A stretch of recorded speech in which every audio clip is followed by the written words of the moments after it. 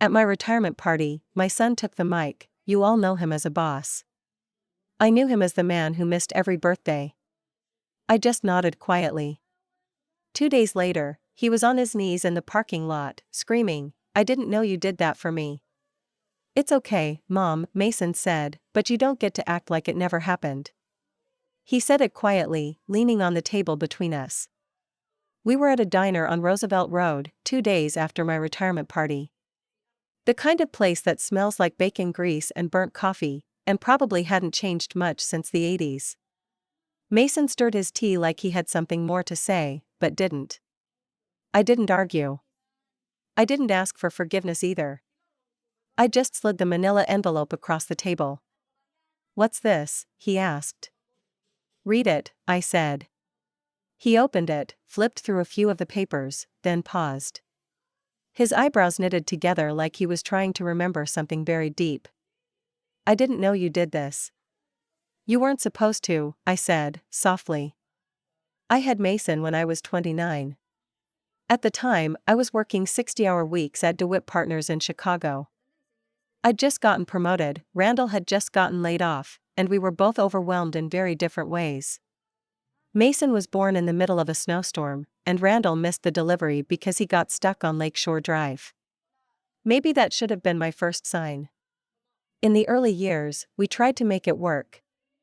I adjusted my schedule. Randall half-heartedly looked for work, then started sleeping in later and resenting me more. He felt like I had something to prove. I felt like I had no choice. We fought often. Quietly. Bitterly. Mason would sit in his high chair, watching us in silence. By the time Mason was 5, Randall had packed 2 duffel bags and moved to Arizona with a girl he met through his brother. Mason asked when he'd see him again. I told him I didn't know. That was the truth. After that, it was just us.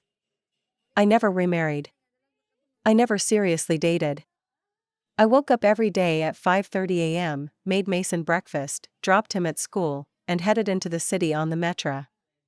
I always told myself that one day, when things were stable, I'd slow down. Go to the plays. Make the cupcakes. Be there. But every time the chance came, I said yes to work instead. Mason stopped asking for things around middle school. He was always independent, liked books more than people. When I missed his 8th grade science fair, he shrugged and said, "It's fine. Nothing special." When I forgot his 16th birthday because of an emergency audit, he didn't even mention it the next day. The hardest part wasn't the silence. It was how okay he acted about it all. After high school, he went to the University of Michigan. I missed his move-in day. Then graduation. He never yelled.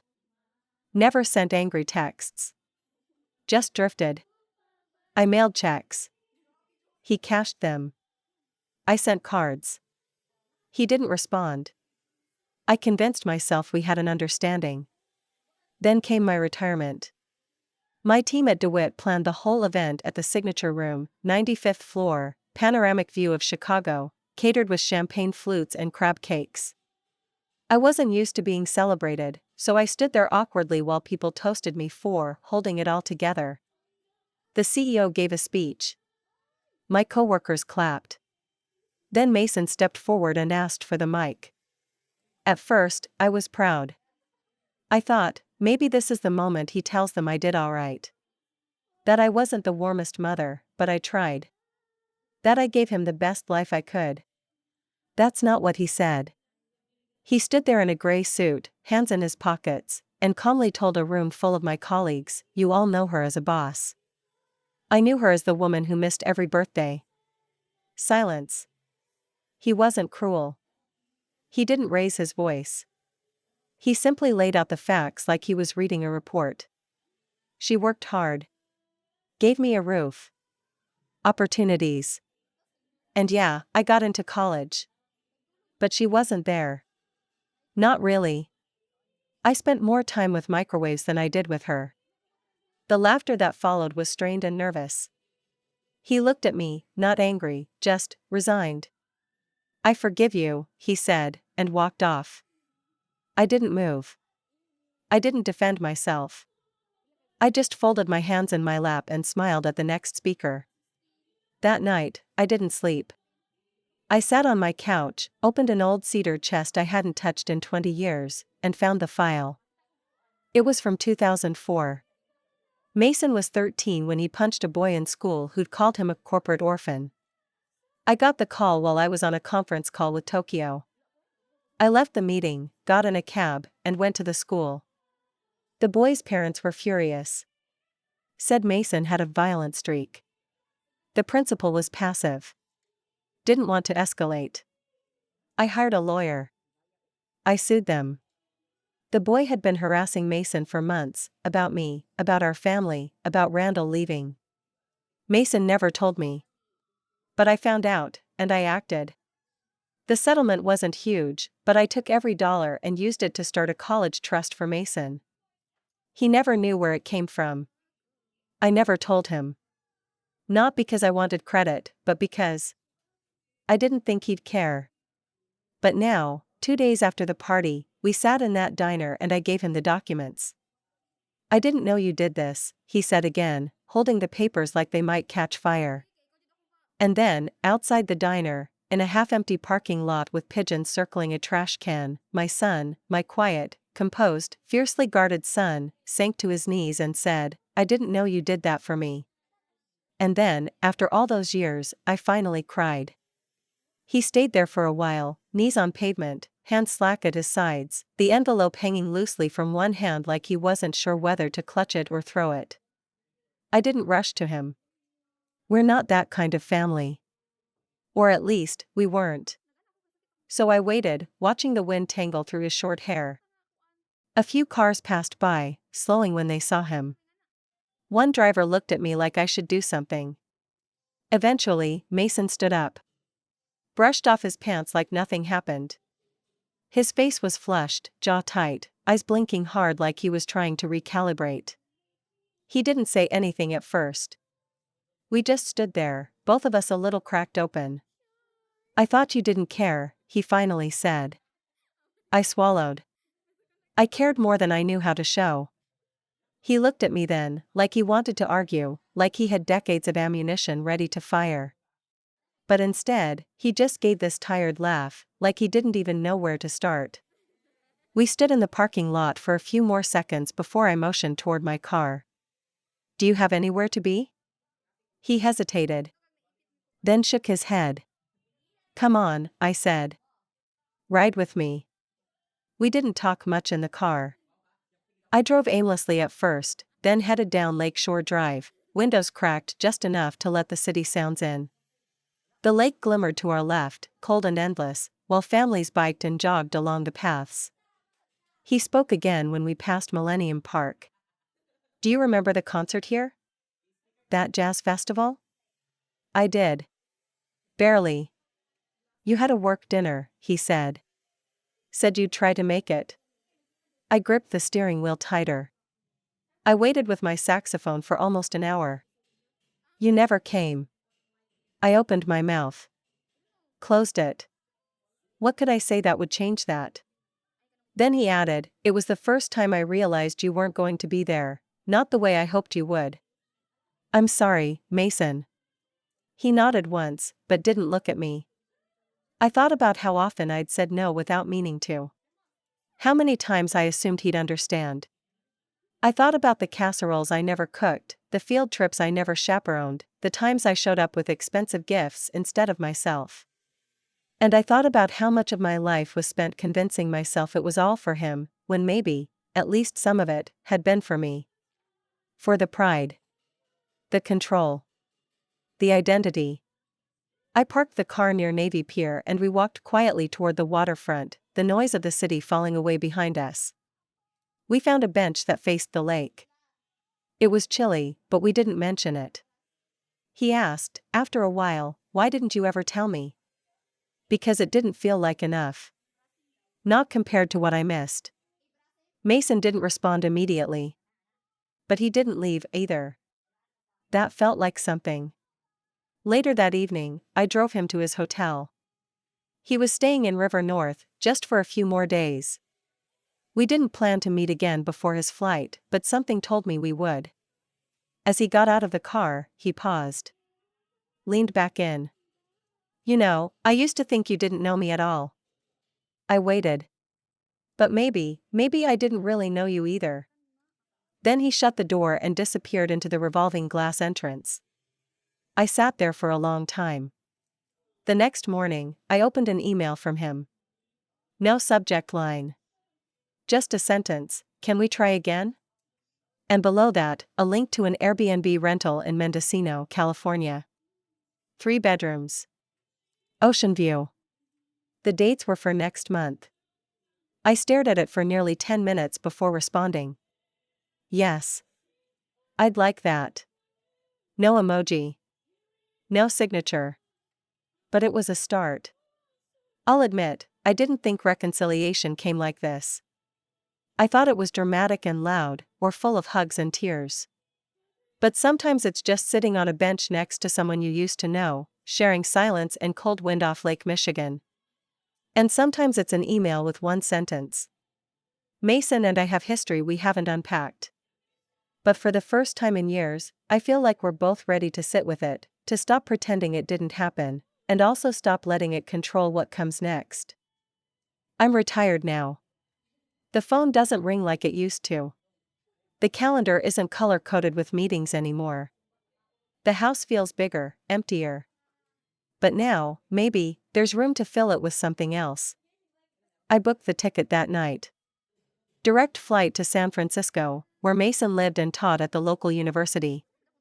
It wasn't a trip I ever thought I'd take, not because I couldn't, but because I didn't think I'd be welcome. Every previous visit had been brief and transactional. Drop off a graduation gift. Attend a lecture he was too polite to ask me to skip. Stand in the back of the room like a guest at someone else's celebration. This time felt different. Or maybe I was different. I hadn't traveled alone since my last client summit in Montreal, but retirement changes everything. My passport still had stamps, my suitcase still remembered how to roll smoothly. But I felt old.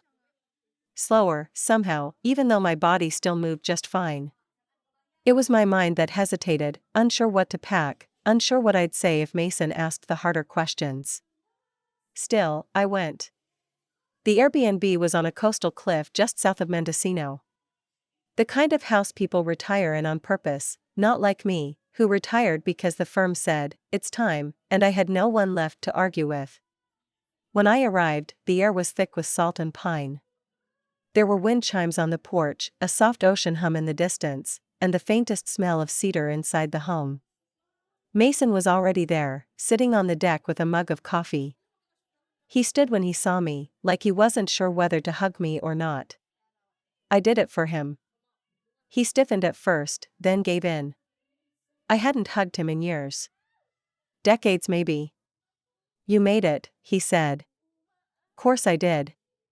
He showed me around the place, 3 bedrooms, like the listing said, and a big open kitchen with quartz counters and sun that poured through the skylights like honey. It was beautiful. Idyllic. The kind of place I'd always imagined a family retreat would be. I tried not to think about how many I never planned. That first day, we didn't talk much. We cooked, he grilled vegetables and I made pasta, my first time touching a saucepan in months. We ate in silence mostly, but it was a comfortable kind of quiet. The kind that said, "I'm glad you're here," without needing to be spoken. After dinner, we sat out back again. The ocean darkened slowly, turning from gold to slate, and the waves sounded like distant applause. Mason said, "You know, I kept that saxophone for years." I turned to him. "Did you?" "Yeah. Didn't play it much after that jazz festival, but I couldn't let it go either. Felt like letting go of something bigger." He didn't elaborate. I didn't press. We let the silence sit a little longer before I spoke. "I missed a lot." "You did." "I thought I was doing the right thing. Providing. Holding it all together." "I know," he said. "That's the worst part. I knew even back then. But it didn't make it easier." I nodded slowly, letting his words settle in the way waves do, soft at first, then soaking deeper. We stayed up late that night, not talking about the past, but sitting in it. I could feel the years between us like old wallpaper, still hanging on, even if it didn't fit the room anymore. The next morning, I woke early, made coffee, and watched him walk down the path toward the beach. He moved the way his father used to when he was young, head forward, hands tucked behind his back, like he was always thinking 1 or 2 steps ahead. Randall hadn't been a good man. Not in the ways that mattered. And I used to fear Mason would grow up bitter like him, withdrawn, angry, hollow. But he hadn't. He'd grown into something sturdier. Smarter. Maybe even kinder. He came back with driftwood and 2 rocks, smooth and black. For the garden, he said. There's no garden. Maybe there will be. That afternoon, we started talking, not small talk, not just weather and travel. Real conversation. He asked about Randall. I told him the truth, not the edited version I'd rehearsed for years. I told him Randall was selfish. That he left because he couldn't handle being second to anything, not even his own child. That I was too tired to fight him by the end. Mason just listened. Then he asked, "Why didn't you ever let me hate him?" That caught me off guard. I didn't think you needed both parents to disappear. He nodded slowly, lips pressed together like he was trying to swallow something bitter. I didn't hate him. Not really. I just didn't want to be like him. You're not. His shoulders relaxed slightly. I was afraid I'd end up pushing people away. That I'd be too focused. Cold. Like I didn't learn from either of you. You didn't, I said. You became someone better. He didn't answer, but I saw something soften in his eyes. A weight lifting maybe, even just a little. That evening, we made dinner again. He let me pick the music, old jazz records from his high school days. He even pulled out the saxophone from a case in the closet. Said he hadn't played in over a decade. Still know how to? I asked. Only one way to find out. He played something slow. Rough around the edges, but still beautiful. It filled the room like the voice of someone who'd been silent too long. I didn't realize I was crying until he stopped. Too much? He asked, half grinning. No, I said. Just right. We sat again on the porch after dinner. No words this time. Just ocean, and wind, and a little saxophone music still echoing in the corners of the house. The next morning, I found Mason already in the kitchen, standing barefoot on the tile, scrambling eggs in a stainless steel pan like he'd been doing it for years. He had the door open to the deck, letting in the cool, salt-heavy air. His hair was a little mussed, and he had that quiet, early morning stillness about him that reminded me so much of his childhood. He looked up briefly, offered a small nod, then turned back to the stove. I didn't think you'd be up this early, he said. I'm not working anymore, not dead, I replied, easing onto a bar stool with a groan I tried to mask. Old habits. He passed me a mug of coffee without asking how I take it. That surprised me, he remembered. Just a little milk, no sugar. We ate at the kitchen island. No screens, no background noise, just clinking forks and the faint hum of wind moving through the pine trees outside. After a few bites, he said, "You know, I used to dream about this." I looked at him. Not this house, or Mendocino, or anything specific. Just breakfast. You and me. No schedule. No excuses. He didn't say it to guilt me. He said it like someone admitting something they'd never dared say out loud before. I reached across the counter and placed my hand over his. He didn't pull away. We sat like that for a while. Later that afternoon, we drove into town. Mendocino was as charming as ever, art galleries with absurdly priced ceramics, quiet cafes filled with tourists trying to look like locals, little bookstores that still smelled like paper instead of coffee. We walked into one shop with creaky floors and sun-faded paperbacks, and Mason picked up an old copy of East of Eden. This was on your shelf growing up, he said. I read it when I was pregnant with you. He flipped through it, slow and thoughtful. You always had books, he said. I remember that. Even when you were exhausted. You'd fall asleep with them open. Books didn't argue with me, I said with a dry smile. They didn't need dinner made or clothes folded. They were safe. He held the book for a moment longer, then bought it. At the register, the woman smiled and asked if we were visiting family. Mason glanced at me. Yeah, he said. You could say that. That night, we cooked again. Chicken this time. Mason was a better cook than I remembered, confident, precise. I took care of the sides, and for the first time in a very long time, it felt like we were in sync. Like we were creating something together, even if it was just dinner. Afterward, we poured wine and sat back out on the deck. It had become our routine in just 3 days. Wind, ocean, words. He asked if I ever thought about what might have been, if I had chosen differently, stepped off the career track earlier, made more room for him. Every single day, I said. He nodded. I think I believed you didn't regret it. I didn't let myself regret it, I said. If I did, I might have crumbled. He looked out toward the sea. I used to envy my friends who had stay-at-home moms, he said quietly. But now I wonder if I missed out on who you were outside of being my mother. That hit harder than I expected. I think I missed out on that, too, I admitted. The conversation drifted again. We sat and watched the stars appear, one by one, the way we might have counted them if we'd ever taken a camping trip. I realized then how many versions of us had never happened. But I also realized how many still could. The next day, we hiked a nearby trail through the woods. Neither of us was particularly athletic, but the view was worth the effort. Wine through tall trees, dappled light on the ground, the occasional burst of color from late spring wildflowers. At one point, Mason stopped and said, You ever think about writing it all down? I looked at him. The story? Our story. Your side of it. Maybe mine, too. I hadn't. Not really. But the way he said it made me wonder if maybe that was his way of asking to keep talking. To keep unpacking. That night, we started jotting down memories on napkins and scraps of paper, moments that stuck with each of us for no clear reason. A Halloween costume that never fit right. The night he got food poisoning at a sleepover and called me, not his friend's mom.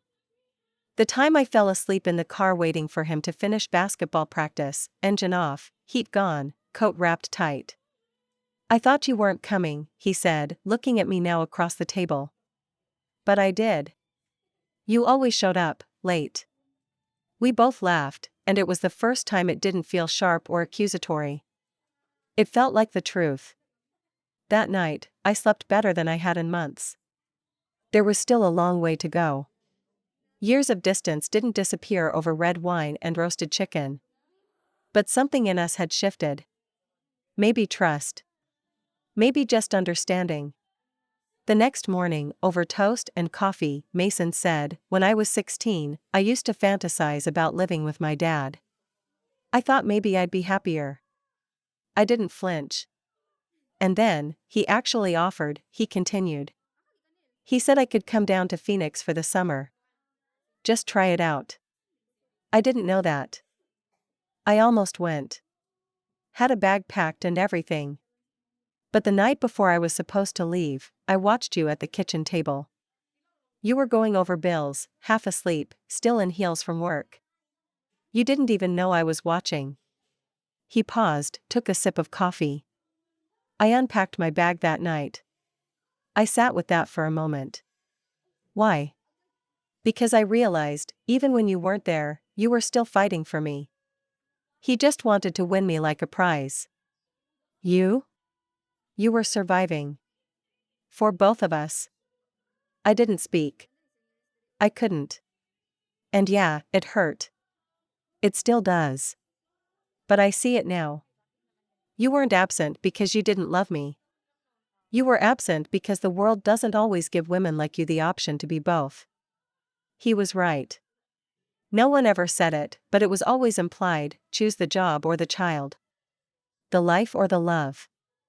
And when you choose one, the world shames you for not doing the other perfectly. But now, sitting across from the man my boy had become, I felt something loosening in my chest. Something untying. We had time. And maybe for the first time, we had the space to get it right. We made plans to drive down to Big Sur the next day. A longer trip. Just the two of us. No distractions, no timelines. I didn't know what we'd talk about, or if we'd even talk at all. But for the first time, I didn't dread the silence between us. I welcomed it. We left Mendocino early the next morning, our bags light and the car filled with the faint scent of driftwood and citrus from the tiny bar of handmade soap Mason had bought at a roadside shop. The drive south toward Big Sur was slow, winding along California's rugged coastline. I couldn't remember the last time I'd taken a trip that wasn't booked through a corporate travel agent or tied to some conference room filled with people in stiff clothes and stiff smiles. Mason played old songs on the stereo, some I remembered from when he was a teenager, others I'd never heard. We talked between the music. About people. About places. About all the quiet cracks in our lives that had grown wider over the years. And then, sometime around Monterey, he asked me something I hadn't expected. Whatever happened to Randall? It was casual, like asking about an old neighbor, but I heard the tension behind it. He hadn't mentioned his father once since that night in the parking lot. I took a moment. He's still in Arizona. As far as I know. You two ever talk? No. I haven't spoken to him in years. Mason was quiet for a while, staring out at the horizon. You ever want to? I laughed, a dry, surprised sound. Not particularly. Why? He hesitated. He reached out. A few years ago. Sent a Facebook message. My pulse jumped. What did it say? Hope you're doing well, son. Would love to catch up sometime. Let me know if you're ever in Phoenix. Did you respond? No, we fell into silence again, but now the air felt different, charged. He doesn't get to come back now, Mason said finally. He doesn't get to swoop in when all the hard parts are over. I nodded slowly. No, he doesn't. The rest of the drive, we left Randall behind, buried in whatever desert town he'd chosen to disappear into. But the seed had been planted. Big Sur was breathtaking. We stayed at a modest inn perched on a cliff, not the luxurious kind but the kind with hand-sewn quilts, no TV, and warm homemade muffins left at your door each morning. The kind of place that didn't ask who you were or what you used to do. The second evening there, Mason came to me with an idea. I want to send him something. Randall? Yeah. Not because I want a relationship. But because I want to say my piece. I want to do something, deliberate. What do you have in mind? He didn't smile. Didn't look gleeful or cruel. He just looked resolved. I want him to know what he missed. And I want him to know we made it without him. It took a few days, but we worked on it together. Late into the evenings, after walks along the coast and simple dinners by the fire, we pieced together what Mason called a picture he can't forget. We printed photos, of Mason graduating with honors, of him standing at the front of a packed lecture hall in San Francisco, of the two of us in Mendocino with wind-whipped hair and soft smiles. We added a copy of the settlement letter from the lawsuit, highlighted the section about the trust one created. Mason wrote a letter, hand-signed, and tucked it in last. I didn't read it. He said it wasn't mine to read, and I respected that. He mailed it certified, return receipt required. Randall would have to sign for it. He would know it wasn't just junk or a holiday card. And then, he would have to sit with it. That was our revenge, not angry, not destructive. Just honest. Quietly undeniable. The kind of revenge that seeps in at 2 a.m. when the silence gets too loud. A week later, back in Chicago, I got a call from Mason. He signed for it, he said. I checked the tracking. And then he blocked me on Facebook. I waited, unsure how to respond. That's it, Mason said after a beat. That's the ending I needed. He sounded calm. Lighter. He knows now. He knows I turned out all right. That you didn't fail. I felt something release in my chest, a long-held breath, finally exhaled. That's the part that matters, I said. We didn't celebrate. We didn't toast. There was no dramatic climax. Just a quiet closing of a door that had been left cracked open too long. In the months that followed, Mason and I grew closer. We didn't force it. We just let it happen, text messages about books, Sunday morning phone calls about nothing in particular, shared recipes that neither of us followed to the letter. We started working on that story he'd talked about, the one about us. It began as a side project, then grew into something more. He called it the absentee blueprint. I thought it was too harsh, but he said it wasn't about blame, it was about rebuilding. He got an offer to turn it into a podcast. People wanted to hear the story. Wanted to hear from a mother and son who didn't have the perfect Hallmark ending but who made it anyway.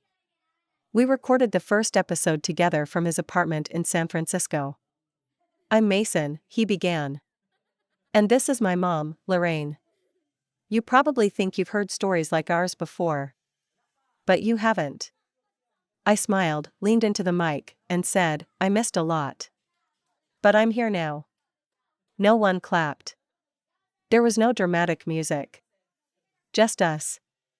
Speaking the truth. And somewhere, far off in the desert, Randall would hear it, one way or another. Maybe someone would forward him a link. Maybe he'd recognize Mason's voice. And maybe he'd realize that the son he left behind had become everything he never had the strength to be. That was our justice. And it was enough.